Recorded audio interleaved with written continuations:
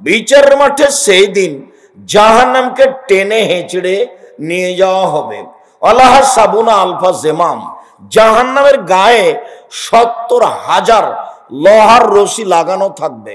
মাকুল্লে জেমামিন সাবুনা alpha মালাক, প্রত্যেক রশির সাথে ৭০ জন করে ৭০,০০০ করে ফেরেশতা থাকবেন, সবাই টেনে নিয়ে যাবে।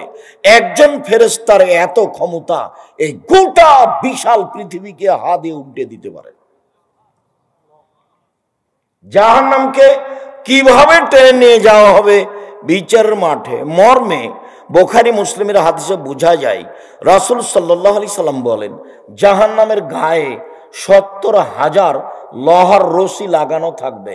এক একটা রশিতে ৭০,০০০ ফেরেশতা থাকবেন, তারা টেনে হেঁচড়ে বিচারের মাঠে জাহান্নামকে নিয়ে যাবেন। এই কথা মুহাম্মদ সাল্লাল্লাহু আলাইহি সাল্লাম বলেন। বলছিলাম জাহান্নাম কথা বলতে পারে, অবাক। মহান আল্লাহ বলেন, ইয়ামা নাকুলু লি জাহান্নাম হালিম তালাত ফাতাকুল হাল মিন মাজিদ। যেদিন আল্লাহ তাআলা জাহান্নামকে বলবেন, জাহান্নাম তুমি কি পূর্ণ? তখন জাহান্নাম বলবে, হাল মিন মাজিদ, আর কি কিছু আছে? এই যে কথা বলছে। যেদিন আল্লাহ তাআলা বলবেন, ইয়ামা নাকুলু লি জাহান্নাম, যেদিন আল্লাহ তাআলা জাহান্নামকে বলবেন, হালিম তালাতে তুমি কি পূর্ণ? তখন জাহান্নাম বলবে, হালমি মাজিদ, আর কি কিছু আছে? এই যে জাহান্নাম কথা বলতে পারে।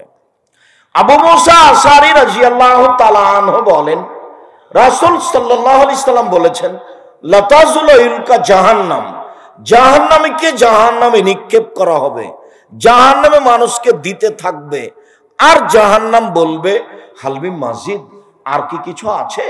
হালমি মাজিদ, আর কি কিছু আছে?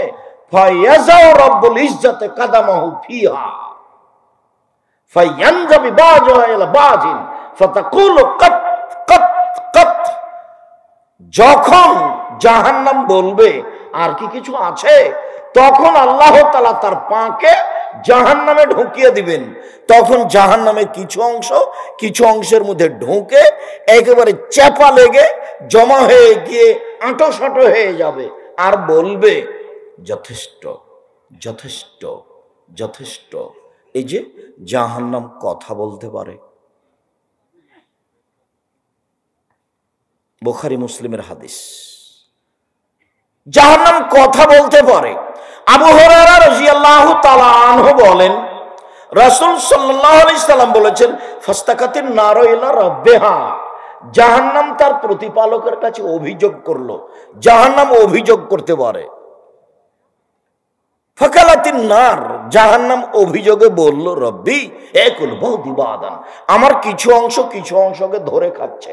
এইদিকের আগুনকে ঝাপটা মেরে ধরে খাচ্ছে, এদিকের আগুনকে ঝাপটা মেরে ধরে খাচ্ছে। আমার ভিতরে শাস্তি খুব বেশি হয়ে গেছে, আমি একে বহন করতে পারছি না। তুমি কি আমার একটা কথা শুনবে? জাহান্নামের কিছু শাস্তিকে একটু লাঘব করে দিবে। এটা জাহান্নামের অভিযোগ। ফাস্তাকাতিন নার ইলা রাব্বিহা, জাহান্নাম তার প্রতিপালকের কাছে অভিযোগ করলো যে আমার কিছু অংশকে ধরে খাই, আপনি কি একটু আমার কথা শুনবেন? আল্লাহ তাআলা বললেন, ফাওয়াজনা বিল নাফসাইন ফাওয়াজনা লাহু বিন নাফসাইন, জাহান্নামের অভিযোগ মেনে নেওয়া হলো। আল্লাহ বললেন, ঠিক আছে জাহান্নাম, তোমার অভিযোগ আমি মেনে নিলাম। তোমাকে শ্বাস ছাড়া এবং শ্বাস নেওয়ার অনুমতি দেওয়া হলো। তুমি ঠান্ডা এলাকা থেকে একবার শ্বাস ছাড়বে, পৃথিবী 6 মাস গরম থাকবে আর ঠান্ডা থাকবে। আর গরম এলাকা থেকে একবার শ্বাস ছাড়বে, তাহলে পৃথিবী 6 মাস গরম থাকবে। শ্বাস পৃথিবীর যেখানে যেমন আসে তেমন এলাকা ঠান্ডা হয়, কোনো এলাকায় কম ঠান্ডা, কোনো এলাকায় বেশি ঠান্ডা। আবার এমনটা হতে পারে, যখন শ্বাস নেয় তখন পৃথিবী ঠান্ডা হয়, আর যখন শ্বাস ছাড়ে তখন পৃথিবী গরম হয়। শ্বাস যে এলাকায় যেমন পৌঁছে তেমন ঠান্ডা বেশি হয় কম হয়, তেমন গরম কম হয় বেশি হয়, এমনটাই হতে পারে। হাদিস বুখারী মুসলিম। তবে জাহান্নামের অভিযোগ আল্লাহ তাআলা মেনে নিয়েছেন মর্মে বুখারী মুসলিমের হাদিসের রয়েছে। আবু হুরায়রা রাদিয়াল্লাহু তাআলা আনহু বলেন, রাসূল সাল্লাল্লাহু আলাইহি সাল্লাম বলেছেন, তাহাজ্জাতিন নার আল জান্নাহ ওয়ান নার, জাহান্নাম এবং জান্নাত বিচারের মাঠে আল্লাহর কাছে হইচই লাগিয়ে দিবে, তর্ক লাগিয়ে দিবে। জাহান্নাম বলবে, উসিরতু বিল মুতাজাব্বিরিন ওয়াল মুতাকাব্বিরিন, আমার ভিতরে স্বৈরাচারী, স্বেচ্ছাচারী, বদমেজাজি, অহংকারী কেন? আমার ভিতরে জালেম, যারা দাঙ্গাবাজ, যারা জুলুমবাজ, যারা ক্ষমতা দেখিয়ে মানুষের জমি জায়গা দখল করেছে, তারা আজকে আমার ভিতরে কেন? এটা জাহান্নামের অভিযোগ। জাহান্নাম বলবে, উসিরতু বিল মুতাজাব্বিরিন ওয়াল মুতাকাব্বিরিন, অহংকারী, স্বৈরাচারী, বদমেজাজি, ক্ষমতা ধরেরা আমার ভিতরে কেন? তখন আল্লাহ তাআলা বলবেন, জাহান্নাম ইন্নামা আনতি আযাবি, তুমি আমার শাস্তি। জাহান্নাম তুমি আমার গজব। জাহান্নাম তুমি আমার শাস্তি। ওয়াদেব বেকেমান আসামিনে বাদী, তোমাকে দিয়ে আমার যার ইচ্ছা তাকে শাস্তি দিব, আমার বান্দার যাকে ইচ্ছে তোমাকে দিয়ে শাস্তি দিব জাহান্নাম। এই জন্য আমি তোমার ভিতরে স্বৈরাচারী, বদমেজাজিদের দিয়েছি। জান্নাত বলবে, আল্লাহ আমার ভিতরে এত দুর্বল অসহায় মানুষ কেন? তখন আল্লাহ তাআলা বলবেন, জান্নাত ইন্নামা আনতি রাহমাতি, জান্নাত তুমি আমার দয়া, জান্নাত তুমি আমার দয়া। আর হামো বেকে মানা সমিনে বাদী, আমার বান্দার যাকে ইচ্ছে তোমাকে দিয়ে দয়া করব। ইন্না লিল্লাহি মিয়া রাহমা, আল্লাহর নিকটে ছিল 100টি দয়া। তোমরা দাঁড়িয়ে কেন? এই ছেলে দাঁড়িয়ে কেন ওখানে? তোমরাই কি পাহারা দিচ্ছ? ঢং দেখাচ্ছ? এই ছেলে নাসিম দরজা ওই যে ওখানে দাঁড়িয়ে আছে, তোমরাই কি নাকি পাহারা দিচ্ছ? যারা তারা নাকি? আপনার তো একটা শরম থাকা দরকার। আমি আব্দুর রাজ্জাক বিন ইউসুফ কথা বলছি, আপনাকে তো আমি অনেক ভালোবাসি। আপনি আমাকে কি দেখাতে চাচ্ছেন? আপনি নিজে কষ্ট পান, এটা তো আমি চাইনি। আপনি গতানুগতিক প্রোগ্রাম পেয়েছেন? 33 বছর আমি কোনোদিন অপ্রয়োজনীয় বাক্য বলিনি। 33 বছরে কেসা কাহিনীও বলিনি। হঠাৎ একদিন গাড়ির গায়ে লেখা আছে আদ-দাওয়া ইলাল্লাহ। তো দেখে আমি বিষয়টা ভাবলাম, ব্যাপারটা কি? আদ-দাওয়া ইলাল্লাহ কি? তো বলছে, আব্বু আদ-দাওয়া ইলাল্লাহ কি? আমার জানা নাই। বলছে, আব্বু লন্ডন, এইসব ইউরোপ, ওই আপনার ফ্রান্স, ইটালি এসব ঘুরে এসে দেখলাম যারা আসলে বুদ্ধিবিদ্যে বিক্রি করে খায়, জ্ঞান বিক্রি করে খায়। তো আমাদের দেশ তো দেখি সবাই খালি রাস্তা নিয়ে ব্যস্ত। বহির্বিশ্ব থেকে বড় বড় মহিলা ডাক্তার নিয়ে এসে এদেশে যদি বড় বড় আপনার মেডিকেল করতো, আমাদের দেশের মেয়েদেরকেও বড় ডাক্তার করতো, মেয়েরা চিকিৎসা পেত মেয়েদের কাছে। বহির্বিশ্ব থেকে বড় বড় ডাক্তার নিয়ে এসে যদি এদেশে মেডিকেল খুলে বড় বড় ডাক্তার করতো, তো অসহায় মানুষেরা চিকিৎসা পেত। লক্ষ লক্ষ মানুষ ইন্ডিয়া যায় চিকিৎসা নিতে, সিঙ্গাপুর যায়। আবার দেখি আরব দেশগুলি শুধু খালি বিনোদন নিয়ে ব্যস্ত। খেলবে ব্রাজিলের লোক আর খেলা হবে কাতারে। অবাক কথা। তো ঘুরে ঘুরে দেখলাম যে সবকিছু ওদের, আর আমরা আছি ওদের মাঠে। তো সূচনায় যাই। আপনাকে তো দেখছি 30-32 বছর থেকে বক্তব্য দিচ্ছেন, ফলাফল মাঠে আমি দেখেছি।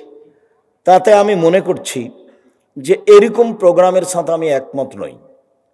মক্তব ভিত্তিক শিক্ষা কার্যক্রম, মক্তব ভিত্তিক দাওয়াতি কার্যক্রম চালু করবে ইনশাল্লাহ এদেশের মাটিতে। সারা দেশ জুড়ে মক্তব ভিত্তিক শিক্ষা কার্যক্রম, মক্তব ভিত্তিক দাওয়াতি কার্যক্রম চালু করব সারা দেশ জুড়ে ইনশাআল্লাহ। সেই প্রোগ্রামেই এর নাম দিয়েছি আদ-দাওয়া ইলাল্লাহ। মক্তব ভিত্তিক শিক্ষা কার্যক্রম, দাওয়াতি কার্যক্রম। দেখি বই ছাপিয়েছে, সিলেবাস তৈরি করেছে, সব কিছু রেডি করে প্রায় 300-র অধিক মক্তব্য চালু হয়ে গেছে। তা আমি বললাম, আব্বু জামিয়া সালাফের এটা একটা বিশাল শাখা, আমার মনে বড় সাধ, এই দেশের মাটিতে আমি উন্নত মানের প্রতিষ্ঠান গড়বই গড়ব ইনশাআল্লাহ। আমার মনে বড় সাধ, এই দেশের মাটিতে উন্নত মানের প্রতিষ্ঠান গড়বই গড়ব ইনশাআল্লাহ, যেখানে ছেলে মেয়ে বাংলা, ইংরেজি, আরবি উন্নত মানের শিক্ষা অর্জন করে জাতির অন্যায়ের বিরুদ্ধে লড়বে, মুখে কলমে মিডিয়ায় লড়বে ইনশাআল্লাহ। এই যে মুখে বলছি, সামনে শত মিডিয়া কলম সাথে আছে, জীবন বাজি রেখে চেষ্টা চালিয়ে যাচ্ছে।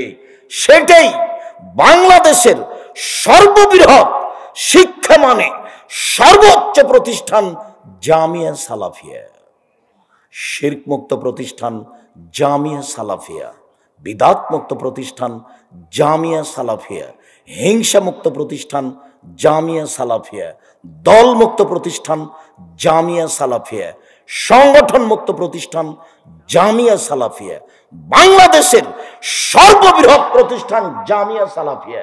জামিয়া সালাফিয়া এখন প্রায় 5000 ছেলে মেয়ে পড়াশোনা করে, 5000।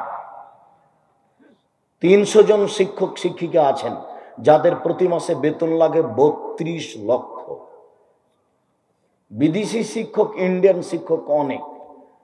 আগামীকাল থেকে দলের সাবেক ডক্টর আপনাদের জামিয়া সালাফিয়া শিক্ষকতা করার জন্য আসছেন। এটা আপনাদের জামিয়া সালাফিয়া। যারা আরব ভূখণ্ড থেকে আসবেন তাদের থাকা খাওয়া লাগবে, যাতায়াত লাগবে, বেতন লাগবে না। যারা ইন্ডিয়া থেকে আসে তাদের থাকা খাওয়া লাগবে, তাদের বেতন দেওয়া লাগবে। জামিয়া সালাফিয়া আজীব প্রতিষ্ঠান। যারা এদেশের তাদের বাবুর্চি ভিন্ন, যারা ইন্ডিয়ার তাদের বাবুর্চি ভিন্ন, যারা আরব দেশের তাদের বাবুর্চি ভিন্ন। আপনাদের জামিয়া সালাফিয়ায় প্রায় 410 জন এতিম আছে। আপনার বাড়ির পাশে যেটা জামিয়া সালাফিয়া, সেটা প্রায় 51 বিঘা জমির ওপরে। এখানে একটা মসজিদ তৈরি করছেন আপনারা 200 শতক জমির উপরে, প্রায় 6 বিঘা জমি নিয়ে, যার একতলাতে 10,000 মানুষ সালাত আদায় করতে পারবে, যার পাইলিং কাজ চলছে। আমার মনে বড় সাধ, এই দেশের মাটিতে উন্নত মানের প্রতিষ্ঠান গড়বই গড়ব ইনশাআল্লাহ। জাতিকে ধর্মের নামে কোনোদিন ফাঁকি দিনি, কলম খাতাতেও ফাঁকি দিব না ইনশাআল্লাহ। জাতির যদি রাস্তাঘাট করে দিতে না পারি, জাতির যদি স্কুল কলেজ করে দিতে না পারি, জাতিকে চূড়ান্ত সঠিক ধর্ম দিতে পারবো ইনশাআল্লাহ। ধর্মের ব্যাপারে জাতিকে ফাঁকি দিয়ে পরকাল হারাতে রাজি নই। সম্মানিত দিনী ভাই বোন, 26 বছর থেকে ফতোয়া লিখি, 6 বছর থেকে নিজে ফতোয়া বোর্ড পরিচালনা করি। এই দেশের বড় বড় আলেম দিয়ে, দেশ বিদেশের বড় বড় বিদ্বান দিয়ে ফতোয়া বোর্ড পরিচালনা করা হয়। সেটাই হচ্ছে আল ইতেসাম পত্রিকার ফতোয়া বোর্ড, জামিয়া সালাফের ফতোয়া বোর্ড। 10-12 জন দেশ বিদেশের বড় বড় বিদ্বান আমার সামনে বসে থাকেন যখন ফতোয়া বোর্ড চলে। সেই ফতোয়া বোর্ড থেকে ফতোয়া পাস হওয়া আপনাদের পত্রিকা আল ইতেসাম পত্রিকা, বাংলাদেশের ব্যতিক্রম ভিন্ন ধরনের বাংলা ভাষায় পত্রিকা আল ইতেসাম পত্রিকা, যাতে 50টা প্রশ্নের উত্তর রয়েছে। জামিয়া সালাফিয়া আপনাদের অমূল্য সম্পদ, দেশের অমূল্য সম্পদ। এই মক্তব ভিত্তিক শিক্ষা কার্যক্রম এবং দাওয়াতি কার্যক্রম সহযোগিতা করবেন 10 টাকা পরে, মুখে বলবেন আল্লাহ তুমি জামিয়া সালাফিয়া কবুল করো, আল্লাহ তুমি এই মক্তবকে দেশ জুড়ে কবুল করো যেটা জামিয়া সালাফের অধীনে চলছে। আল্লাহ তুমি আমাদের ছেলে মেয়েকে সূচনাতেই সুন্দর শিক্ষা দাও, আকীদা আদর্শের শিক্ষা দাও। সুন্দর শিক্ষার খুব প্রয়োজন রয়েছে। আল্লাহর নবী যে বললেন, শিখিয়ে দিল, সুন্দর শিখিয়ে দিল, শিষ্টাচার শিখিয়ে দিল, সুন্দর শিষ্টাচার শিখিয়ে দিল। আমি এক বাড়িতে ঢুকছি লন্ডনে সকালের রাস্তায়, তো আমি পিছনে আছি, আর যেই ছেলেটা বলছে গুড মর্নিং, সেই ছেলেটার চাচা আমার সামনে আছে। 2 জন মিলে ঢুকছি, ওর ভাতিজা বাড়ি থেকে বের হয়ে চাচাকে বলছে গুড মর্নিং সকালের নাস্তায়। চাচাও বলল গুড মর্নিং। অবাক হয়ে গেলাম। খেতে বসে বললাম, জনাব গুড মর্নিং 1 পাল্লায় দেন, আর আসসালামু আলাইকুম 1 পাল্লায় দেন। দেখুন তো কোনটা ভারী হয়। জনাব, আদর্শ বিক্রি করে খেতে আসিনি, রুজি উপার্জন করতে এসেছি, আদর্শ বিক্রি করতে পারি না। গুড মর্নিং এর সামান্যতম মূল্য আছে, কিয়ামত পর্যন্ত যদি মানুষ চেষ্টা করে যেতে কি মূল্য আছে, এর কি দাম, সরিষা সমপরিমাণ দাম মানুষ বের করতে পারবে না। আর আসসালামু আলাইকুম মানে হলো আপনার উপরে শান্তি অবতীর্ণ হোক। আসসালামু আলাইকুম আল্লাহর দেওয়া বিধান, সাক্ষাৎ হলে বলবে আসসালামু আলাইকুম। আর গুড মর্নিং হলো মানুষের দেওয়া বিধান, সাক্ষাৎ হলে সকালেরটা গুড মর্নিং, বিকালেরটা গুড নাইট, আরো যে কত কি সব মানুষের বানানো। দুবাইয়ে খেতে বসেছি, তো ছোট্ট ছেলে 5-6 বছর, বাপে কথায় কথায় তাকে বলছে থ্যাংক ইউ থ্যাংক ইউ। তা আমি বললাম, জনাব এদেশে কেন এসেছেন, কি করতে চান? বাচ্চাকে যে বারবার থ্যাংক ইউ বলছেন, এটা কি? একবারও তো আপনি বললেন না জাযাকাল্লাহ খায়। আব্বু এত সুন্দর কাজ করলে, তুমি বাটিটা নিয়ে এসে দিলে, তোমাকে আল্লাহ উত্তম প্রতিদান দান করুক। ওটাও শিষ্টাচার, এটাও শিষ্টাচার।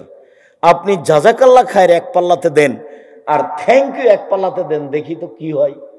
কিয়ামত পর্যন্ত যে চেষ্টা করেন যে থ্যাংক ইউ কিছু উপকার আছে তা বের করতে পারবেন না। জিরোর তো দাম আছে, জিরো যদি বাম দিকে বসান কিছুই নেই, যদি একের ডান দিকে বসান তাহলে 10, আর একটা বসালে 100, আর একটা বসালে 1000, তাহলে জিরোর দাম অনেক আছে। থ্যাংক ইউর দাম জিরোর সমান নয়। আপনাকে আমি 1 গ্লাস পানি দিলাম, আপনি বললেন থ্যাংক ইউ, কিছুই না। আপনাকে আমি 1 গ্লাস পানি দিলাম, আপনি যদি বলেন জাযাকাল্লাহ খায়ের, 1 গ্লাস পানির বিনিময়ে দিতে আপনি কাকে বললেন? আল্লাহকে বলেন। আপনি নিজেও দিলেন না, আপনি দিতে বললেন কাকে? আল্লাহকে। আপনি যদি নিজে দিতেন তাহলে হয়তোবা আমার স্যান্ডেলটা নিচে পড়ে গেছে, উঠিয়ে দিতেন, এটা আপনি করতেন। কিন্তু আপনি দেওয়ার জন্য কাকে বললেন? আল্লাহকে। এইবার আপনি যে আল্লাহকে প্রতিদান দেওয়ার জন্য বললেন, তো আমি আমেরিকায় বিপদে, আপনি যে বলে দিয়েছেন বিনিময়ে আল্লাহ দিবে, আল্লাহ বলছেন যে আমি বিনিময়টা দিয়ে দিলাম, তোমাকে আমি বাঁচিয়ে দিলাম। দুটো এক হবে? এটাই জামিয়া সালাফিয়া। আপনি স্বাভাবিক দেখবেন না। যদি আমি জানি না যে আপনি নরসিংদীর মানুষ, ব্যবসায়ী মানুষ, জামিয়া সালাফিয়ার কি করেন তা আমার খুব একটা ভালো জানা নেই।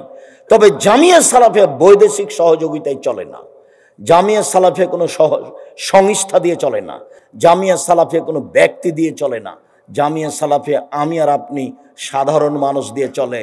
জামিয়া সালাফিয়ার শিক্ষক শিক্ষিকা জানে না কিভাবে প্রতিষ্ঠান চলে।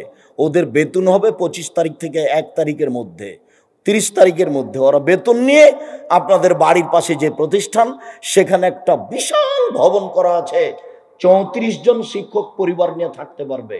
ক্লাস শেষ হলে পরিবারের কাছে চলে যায়, নিজের মতো খাই থাকে। প্রতিষ্ঠান কিভাবে চলে তাদের জানা নেই, তারা জানা প্রয়োজনও মনে করে না, আমিও তাদেরকে জানানো প্রয়োজন মনে করি না। রশিদ বহি দিয়ে জামিয়া সালাফিয়া চলে না। এদেশের ভিন্ন ধরনের প্রতিষ্ঠান জামিয়া সালাফিয়া। আমার মনে বড় স্বাদ, এই দেশের মাটিতে উন্নত মানের প্রতিষ্ঠান গড়বই গড়ব ইনশাআল্লাহ। আপনার গতি দেখে আপনাকে আমি কথাটা বলে রাখলাম। এই দাবিতে যেটা আমি আপনার কাছে দাবি রেখেছি, সেটা একটু আপনি বলবেন, আল্লাহ তুমি জামিয়া সালাফিয়া কবুল করো, এটুকুই দাবি। এরপরে বাকিটুকু আল্লাহ দেখবেন এটা কিভাবে চলবে। 1 মাসে 32 লক্ষ টাকা বেতন লাগে, কই আমরা তো এলাকা থেকে কবে কি করি তা বুঝতে পারি না। 32 লক্ষ টাকা কি এখানে আছে? রামাজান মাসে লাগে 48 লক্ষ, কুরবানির মাসে লাগে 48 লক্ষ। জাহান্নামকে টেনে বিচারের মাঠে নিয়ে যাওয়া হবে। জাহান্নাম কথা বলতে পারে, জাহান্নামের খড়ি হবে মানুষ ও পাথর, অকুদহান না চলে হেজারা। জাহান্নামের খড়ি হবে মানুষ ও পাথর। মানুষ না হয় পাপ করেছে জাহান্নামে যাবে, পাথর কি করলো? পাথর কেন জাহান্নামে যাবে? এক শ্রেণীর পাথর দিয়ে জাহান্নামের আগুনকে ক্ষিপ্ত করে তোলা হয়, সেই জন্য পাথর জাহান্নামে যাবে। আর একটা হলো পাথর দিয়ে মূর্তি বানানো হয়, দুনিয়াতে যত মূর্তি বানানো হয়েছে সব মূর্তিকেই জাহান্নামে দেওয়া হবে। আর বোকা মানুষগুলিকে বলা হবে, তোকে তো জাহান্নামে দিয়েছি, তোর নেতাকে দিয়েছি, ঠেকা দেখি। ওকে বানানো হবে, ওকে অপমান করা হবে। কোনো ছবি মূর্তি রক্ষা পাবে না যেদিন ঈসা আলাইহিস সালাম আসবেন। পৃথিবীর কোনো ছবি মূর্তি এবং শূকর সব মারা পড়বে, ধ্বংস হবে।